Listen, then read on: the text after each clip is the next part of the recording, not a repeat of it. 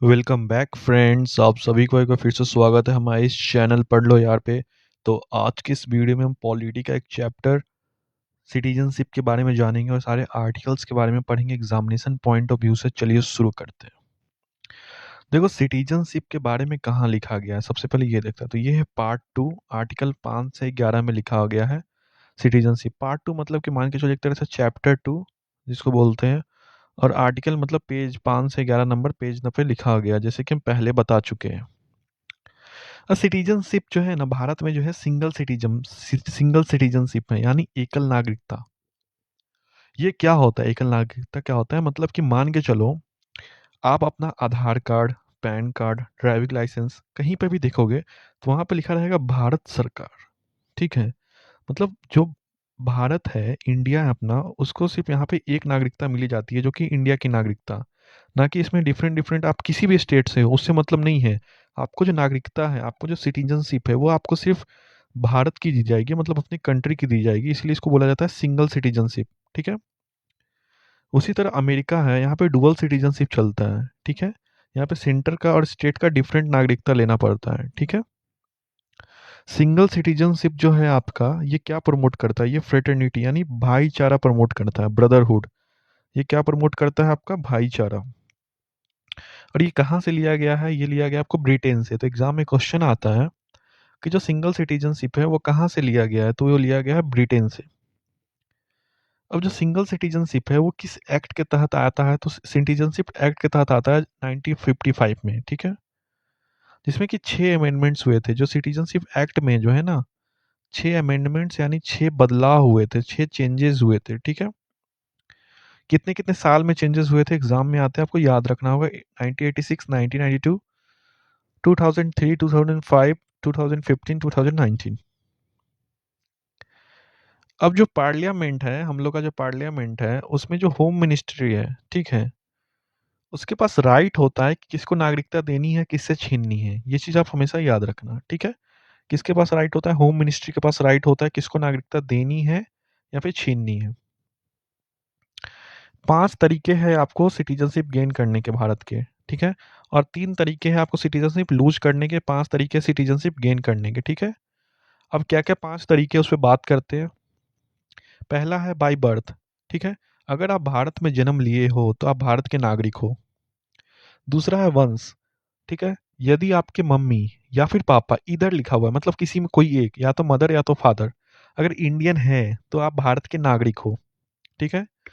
तीसरा है रजिस्ट्रेशन। यदि आपने पंजीकरण करवा रखा है, पंजीकरण जो होता है वो करवाया जाता है कि अगर आपने रजिस्ट्रेशन करवा रखा है क्योंकि जैसे कि हुआ था ना कि अगर आप लगातार 7 साल भारत में रहे, ठीक है, अगर आप लगातार 7 साल भारत में रहेंगे तो आपको एक फॉर्म जमा करना होगा, उस पर रजिस्टर करवाना होगा एज ए भारत का नागरिक। ठीक है। चौथा है नेचुरलाइजेशन। इसमें है कि अगर आपके पास कोई स्पेशल स्किल है, कोई स्पेशल कला है, आपके पास आर्ट है, कोई स्पेशल आपके पास कुछ, आप स्पेशल हो, कुछ स्पेशल इंसान हो आप, ठीक है, तो आपको भारत की नागरिकता मिल सकती है। चौथा है नेचुरलाइजेशन, ये इसको समझ के रखना। ठीक है, कोई आप अगर क्रिएटिव वर्क आप करते हो, कुछ भी स्पेशल आप काम किया, कुछ स्पेशल कला है आप में, ठीक है, तो ये नेचुरलाइजेशन में होता है। पांचवा है इनकॉर्पोरेशन। अगर मान के चलो कि भारत जो है फ्यूचर में कोई दूसरे देश पे कब्जा कर लिया, तो जो दूसरे देश के जो नागरिक होंगे, दूसरे देश के जो सिटीजन होंगे, वो भारत के नागरिक कंसीडर हो जाएंगे। तो ये है इनकॉर्पोरेशन, इसको बोलते हैं, यानी अर्जित भूमि। अगर भारत दूसरे देश पे कैप्चर कर लिया तो उस देश के जो नागरिक है वो भारत के नागरिक हो जाएंगे। 3 तरीके सिटीजनशिप लूज करने के। पहला है रिनंसिएशन। आपने खुद त्याग दिया भारत का नागरिकता, आप खुद त्याग सकते हो, पहला तरीका आप लूज कर गए।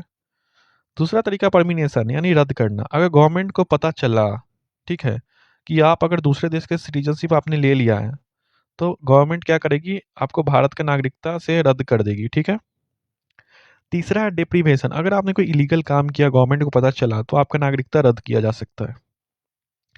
अब बात करते हैं रेसिडेंट की। रेसिडेंट मतलब होता है निवासी। इसके 2 तरीके होते हैं, सिटीजन्स और एलियंस। सिटीजन्स जो नागरिक हुए अपने, एलियंस मतलब होते हैं जो फॉरेनर्स हुए अपने, विदेशी। ठीक है, हमारे जो सिटीजन्स हैं, जैसे कि हम लोग हैं, हम लोग के पास सब राइट्स है, सारे पॉलिटिकल और सिविल राइट है, सारे राइट्स हम लोग के पास, पॉलिटिकल और सिविल राइट्स। लेकिन जो एलियंस और फॉरेन्स है, फॉरेनर्स है, उनके भी 2 कैटेगरी में उनको डिवाइड किया गया। पहला है फ्रेंडली, दूसरा है एनिमी, ठीक है? तो एक फ्रेंडली हम लोग एलियंस हैं जो भारत के जो दोस्त हैं, ठीक है? और एक है एनिमी जो भारत के एनिमी है, ठीक है? शत्रु है। अब जो एलियंस और फॉरेनर्स हैं इनके पास क्या नहीं होता है, यहाँ पे याद रखो क्या नहीं होता है, कौन-कौन सा राइट नहीं होता, वो कहाँ लिखा गया है? आर्टिकल 15, 16, 19, 29 और 30 ये याद रखना। 15, 16, 19, 29, 30 इसमें लिखा गया है कि इनके पास कौन-कौन सा राइट नहीं होता है, ठीक है? अब बात करते हैं आर्टिकल 5 के बारे में क्योंकि आर्टिकल 1 से 4 हम प्रीवियस वीडियो में कर चुके हैं। तो आर्टिकल 5 क्या होता है? बाय डोमिसाइल मतलब बाय प्रारंभ। इनमें से कोई एक चाहिए आपको, अगर भारत का आपको नागरिकता साबित करना है, इनमें से कोई एक चाहिए। अगर आपने भारत में जन्म लिया है, पहला। अगर आपके मम्मी या पापा कोई एक, देखो इसमें से मैं क्या बोल रहा हूँ बार-बार, कोई एक जन्म लिया, दोनों नहीं, कोई एक अगर भारत में जन्म लिया है, तो आप भारत के नागरिक हो। और तीसरा है 1950 जब हमारा संविधान लागू हुआ, तो उससे 5 साल पहले अगर आपने 5 साल पहले 5 इयर्स पहले अगर आप भारत में हो, तो आप भारत के नागरिक हो, ठीक है? ये है आर्टिकल 5 हमारा। अब आर्टिकल 6 क्या है? अगर आप पाकिस्तान छोड़कर भारत आए थे, कब? 19 जुलाई 1948 से पहले, तो आप भारत के नागरिक कंसीडर होंगे, ठीक है?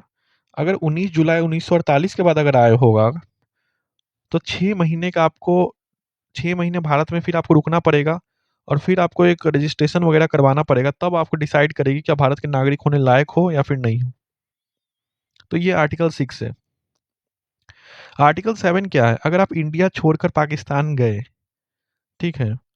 तो ये आर्टिकल 7 में लिखा गया है, ठीक है?